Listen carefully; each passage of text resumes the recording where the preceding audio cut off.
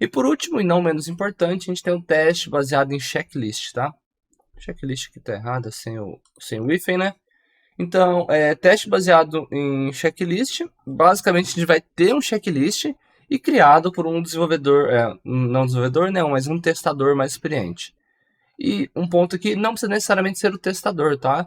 Pode ser, por exemplo, um PO, tá? A pessoa que escreve os requisitos lá, que seja bastante experiente e saiba como isso deve funcionar, tá bom? Mas geralmente vai ser o testador aqui, já que a gente está falando dessas técnicas de teste, né? Então, é um checklist. Nesse caso, o checklist ele é um pouco mais estruturado do que essa carta de teste, mas também não chega a ter muitos detalhes, igual um caso de teste bem detalhado e escrito, tá? E pode ser que ele seja proveniente dos testes exploratórios, tá? Então, por exemplo, a gente tem um teste exploratório feito por uma pessoa muito mais experiente, que anotou alguns pontos na carta de teste, fez os testes, colocou mais informações, porque é para ser realimentado, né, a carta de teste, não é para ser algo fechado.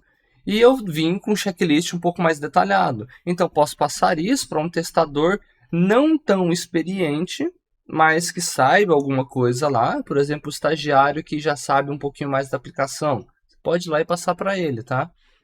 E aí ele vai usar isso aí, esse checklist, para fazer os testes baseados nesse checklist, tá bom?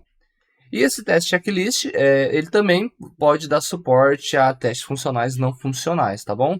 Então, já que não vai ter nada muito bem estruturado, separado aqui, a gente quer aumentar nossa cobertura de teste de maneira menos rígida, digamos assim, tá bom?